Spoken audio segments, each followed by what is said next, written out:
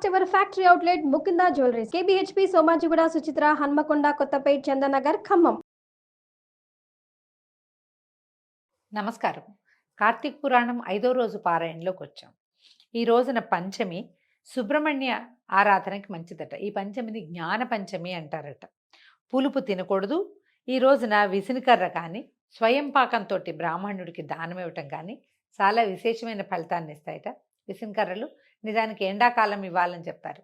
ఇది శీతాకాలం కదా, అవసరం లేని వస్తువు అనిపిస్తుంది, కానీ ఈ సమయంలో చాలా మంచిదట. అయితే ఇక పారాయణలోకి వెళ్దాము. 5వ రోజు అధ్యాయంలో వన సమారాధ మహాత్మ్యాన్ని గురించి వశిష్ఠ మహాముని జనక రాజర్షికి తెలియజేస్తున్నారు. ఏం చెప్తున్నారు? వనభోజన వైశిష్ట్యాన్ని వివరిస్తాను, సావధాన చిత్తుడుగా వినమన్నారు. ఓ రాజేంద్ర, కార్తీక మాస గొప్పదనాన్ని ఎంతని వర్ణించగలము? ఈ మాసంలో భగవద్గీతను చదవటం వల్ల కలిగే పుణ్యం ఇంత అంతా అని వర్ణించి చెప్పడానికి అలవి కాదు. అంతా కాకపోయినా ఒక్క శ్లోకాన్ని చదివి వారి చదివినా కూడా వారి అదృష్టాన్ని నేను వర్ణించలేను. అంటే మనం భగవద్గీత పుస్తకం తీయలేము. ప్రతిరోజు మనం అనన్యాశ్చింతయంతో మాం ఏ జనా పరిపాసతే తేషాం నిత్యాభియుక్తానం యోగక్షేమం వహామ్యహం, ఈ ఒక్క శ్లోకాన్ని చదువుకున్నా కూడా అద్భుతంగా ఉంటుందట. చాలా మంచిది.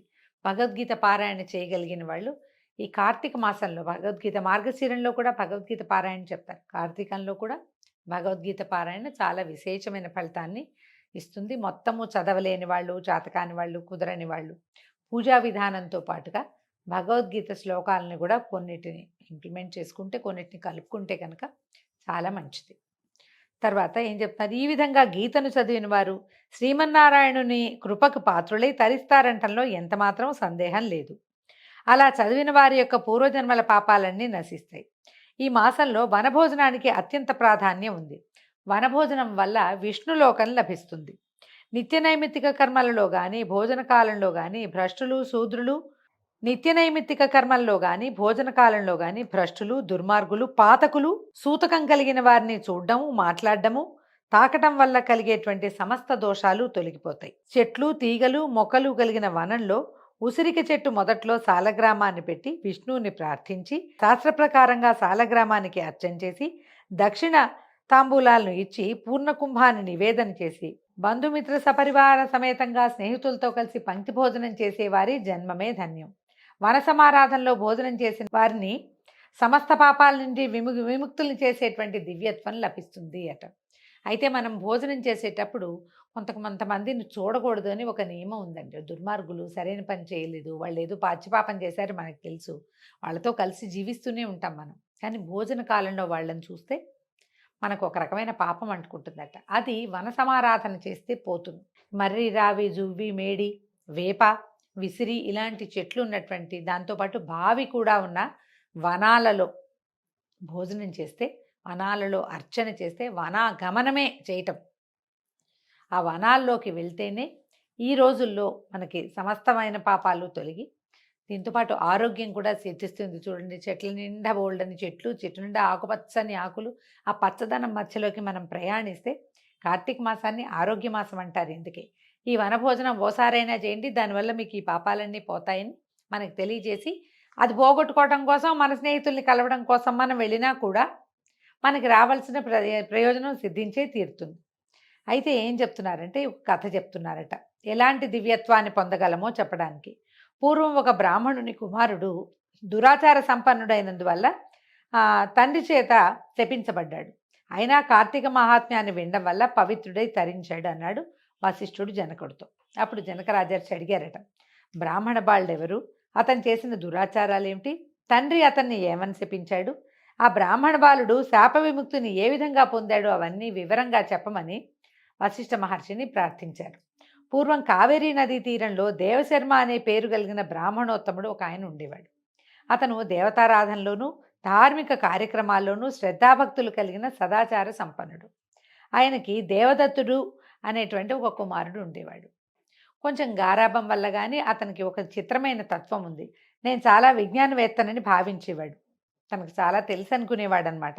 దాంతో విర్రవీగుతూ గర్వపడుతూ తండ్రి చేసేటువంటి ధర్మాచార పరాయణత్వంతో చేసే కార్యక్రమాలన్నింటినీ కూడా తిరస్కార భావంతో హేళన చేసేవాడు.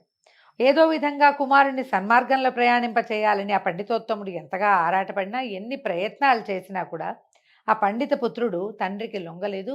విపరీతంగా వాదించి తను చేయవలసినటువంటి నిత్య నైమిత్తిక కర్మలేవి చేసేవాడు కాదు. వాటన్నిటినీ ప్రశ్నించేవాడు. ఇది విధానం అంటే ఎవరు పెట్టారు? నీకెవరు చెప్పారు? ఎందుకు చేయాలి? చేస్తే ఏమొస్తుంది? ఆ వచ్చిందేదో మనకి కనపడుతుందా? వితండవాదం అంటారు. ఆ వాదంతోటి అతనేది చేయవలసిన క్రియ కూడా చేసేవాడు కాదు. ఒకరోజు తండ్రి కుమారుని పిలిచి, అబ్బాయి నీ రాను రాను నీ ఆగడాలు శృతిమించిపోతున్నాయి.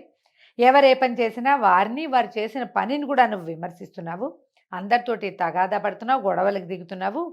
మనది ఎంత సదాచార కుటుంబము, పూజలు పునస్కారాలతో పునీతమైన కుటుంబం. మన ఇంటికి వచ్చిన వారిని సమాదరించడం మన ధర్మం కదా. ఇవన్నీ చేయకపోగా అవధులు తప్పి పాప పనులు చేస్తున్నావు. రాను రాను పతనమైపోతున్నావు. ఇక మీదటైనా వివేకవంతుడివై సన్మార్గంలో ప్రయాణిస్తూ భక్తి తత్పరతోటి మెలుగుతూ ఉండు. కుటుంబ గౌరవాన్ని నిలబెట్టమని తండ్రి గట్టిగా మందలించాడట. ఈ మందలింపు విన్న కుమారుడు తండ్రిని వెటకారంగా చూశాడు. మీరు లేనిపోని పనికిరాని ప్రయాసాలతో అయిన వారిని కాని వారిని నమ్ముకుంటున్నారు. భక్తి ఉత్సవాలు, సంతర్పణలు, సమారాధనలు అంటూ అనవసరమైన ఖర్చులు చేస్తున్నారు. మీకు ఇహలోకంలో సుఖభోగాలు, చెలిమి కలుములు, స్వేచ్ఛా విహారాలు ఏం తెలుస్తాయి, ఎలా తెలుస్తాయి అంటూ ఎకసక్కాలాడాడు. ఇప్పుడు అందరితో హాయిగా ఉండటం, సరదాగా గడపటం, టైం అంతా మనం ఈ ధర్మాచార పరాయణత్వంతో గడిపేస్తూ ఉండి ప్రతి వాళ్ళకి పూజలు, దానాలు, వ్రతాలు ఈ గోల్లోనే ఉంటే మీరు ఇప్పుడు సంతోషంగా ఎట్లా ఉంటారు అంటే తండ్రి పరం గురించి ఆలోచించమాడు. పరం మనం చూడం కాబట్టి దాని గురించి మనకు తెలీదు. చూసి వచ్చి చెప్పిన వాళ్ళు ఎవరు లేరు కదా. మీ తాత ఏమైనా వచ్చి చెప్పాడా? ఇలాంటి ప్రశ్నలు మనం ఇప్పుడు కూడా వింటాం. ఇలా మాట్లాడేసరికల్లా దాంతో ఈయన తండ్రి ఏమన్నారంటే, నువ్వు నన్ను ఏమైనా పర్వాలేదు నాయన, 10 మందిలో మంచి పేరు తెచ్చుకునే పనులు చెయ్యి.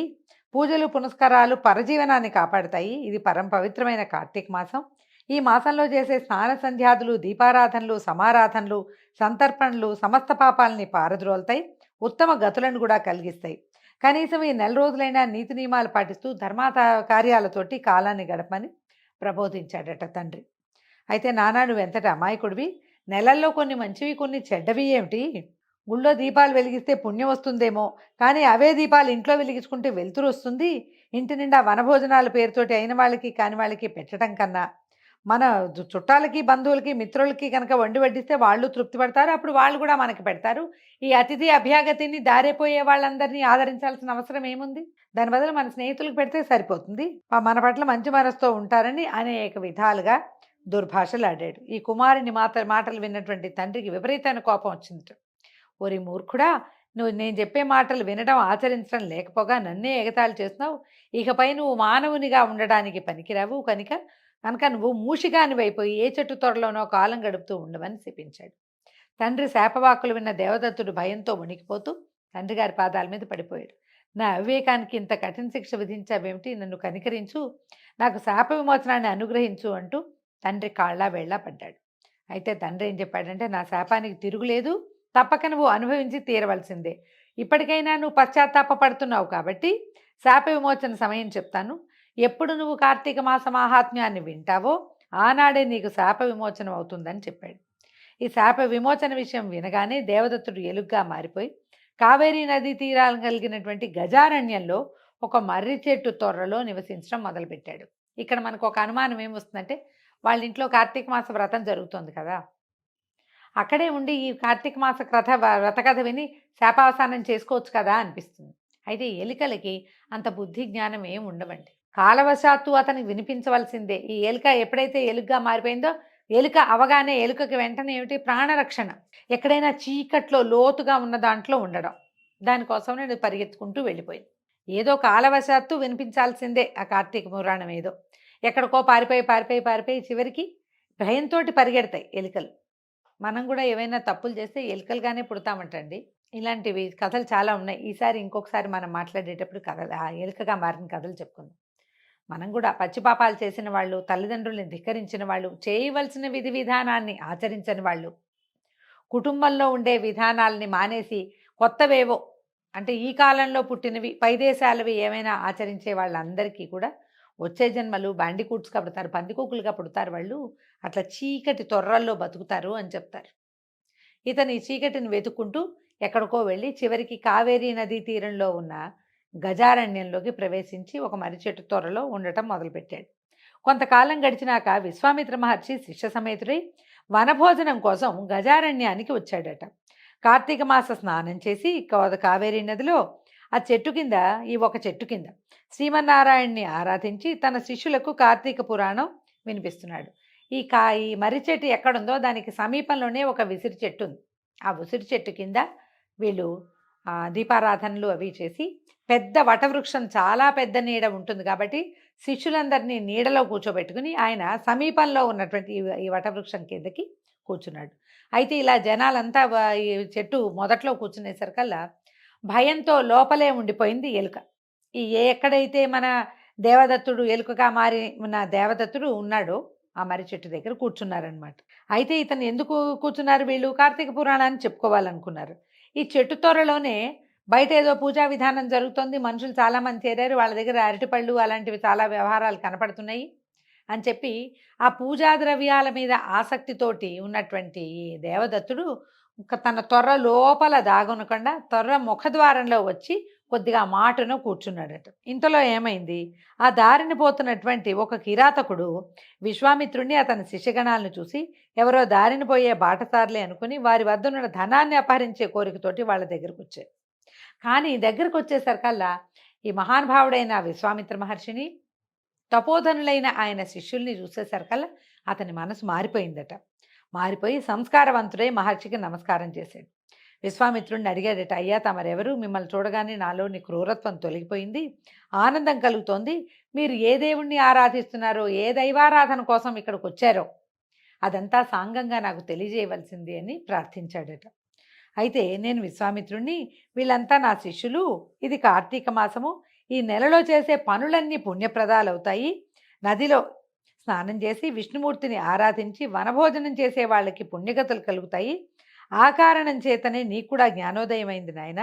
నువ్వు కూడా కార్తీక వ్రతాన్ని ఆచరించు, దాంతో జీవన్ముక్తుడు అవుతావని విశ్వామిత్ర మహర్షి ఈ వనచరుడికి, కిరాతకుడికి చెప్పాడట. ఈ కిరాతుడు ఏం చేశాడు? వెంటనే చకచకా వెళ్ళి ఆ సమీపంలో ఉన్నటువంటి నదీ తీరంలో స్నానం చేసి, వీళ్ళు కార్తీక దామోదర ప్రీత్యర్థం చేసినటువంటి సాలగ్రామార్చన చేసిన ఉసిరి చెట్టు వద్ద ఉసిరి చెట్టుకి ప్రదక్షిణం చేసి అర్చన దగ్గర నమస్కారం చేసుకుని, తర్వాత ఈ మర్రి చెట్టు నీడలో శిష్యగణంతో కూర్చుని ఉన్నటువంటి విశ్వామిత్ర మహర్షి దగ్గరకు వచ్చి, అయ్యా ఇక నా జన్మ చరితార్థమైందంటారా అని అడిగాడు. విశ్వామిత్ర మహర్షి అన్నాడు, దాంతోటే కాదు నాయన, కార్తీక పురాణం వినిపించబోతున్నాను. ఈ పురాణాన్ని కనుక నువ్వు సాంగంగా విన్నావా, నీకు పూర్తిగా సద్గతులు కలుగుతాయి. నీ పితృపితామహులు కూడా తరిస్తారు నాయన. నీకు కూడా ఈ జీవితం అత్యద్భుతంగా సాగుతుంది, మరణానంతరము నీకు ఉత్తమ గతులు కలుగుతాయని చెప్పి ఆ కిరాతుణ్ణి కూడా తమ దగ్గరలో కూర్చోబెట్టుకుని కార్తీక పురాణాన్ని చెప్పడం మొదలుపెట్టాడు. విశ్వామిత్రుడి ద్వారా ఈ కార్తీక పురాణాన్ని సాంగంగా మధ్యాహ్నం నుంచి సాయంకాలం చీకటి పడే వరకు విన్నారు వీళ్ళు. కార్తీక మాసము, వనభోజన విధానము, దీపారాధన ఫలితము, దీపదాన ఫలితము, తీర్థస్నానాదులు, తీర్థాటనలు ఎట్లాంటి ఫలితం లభిస్తాయో ఈ కార్తీక పురాణంలో చెప్పినటువంటి అనేక రకాల పుణ్యగాథల్ని విన్నటువంటి ఈ ఎలుక రూపంలో ఉన్న బ్రాహ్మణ బాలుడు సాయంకాలం అయ్యేసరికి బ్రాహ్మణ బాలుడు దేవదత్తుడిగా మారిపోయాడు.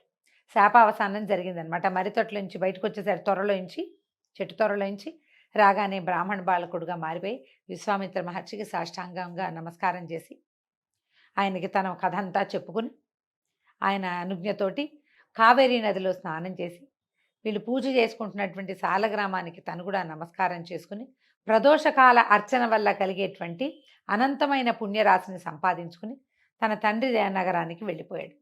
కిరాతుడు కూడా ఉదయకాలంలో స్నానం చేసాడు మధ్యాహ్నం వేళ, సాయంకాలం మళ్ళీ నదీ స్నానం చేసి విశ్వామిత్ర మహర్షి మరియు శిష్యగణంతో కలిసి ప్రదోషకాలార్చనని కూడా పూర్తి చేసుకుని విశ్వామిత్ర మహర్షికి వేవేల కృతజ్ఞతలు చెప్పి జన్మాంతము కార్తీక వ్రతాన్ని ఆచరిస్తూ కిరాత జన్మ నుంచి విముక్తుడై పుణ్యలోకాలు పొందాడట.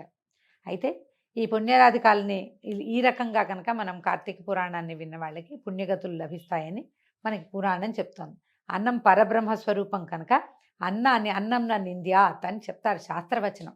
అన్నాన్ని నిందించకూడదు, అన్నం పెట్టేవాడిని కూడా నిందించకూడదు, ఎవరికైనా భోజనం ఎందుకు పెడతావు అని ప్రశ్నించకూడదు ఎప్పుడు కూడా. ఈ అన్నాల దానం చేయటం ఏమిటి అన్న వాక్యం అన్నమా రౌరవాది నరకాలు చుట్టుకుంటాయట. ఎన్ని రకాల పాపాలు వస్తాయి మనకి. ఎప్పుడు కూడా అన్నదానం చేసే వాళ్ళని ప్రశ్నించరాదు, నిందించరాదు, కుదిరితే దానమే చేయాలి అని ఈ 5వ రోజు కథ తెలియజేస్తుంది. దీంతో 5వ రోజు పారాయణ పూర్తయిందండి. రేపు ఉదయం ఆరో రోజు పారాయణతో మళ్ళీ కలుసుకుందాం. నమస్కారం.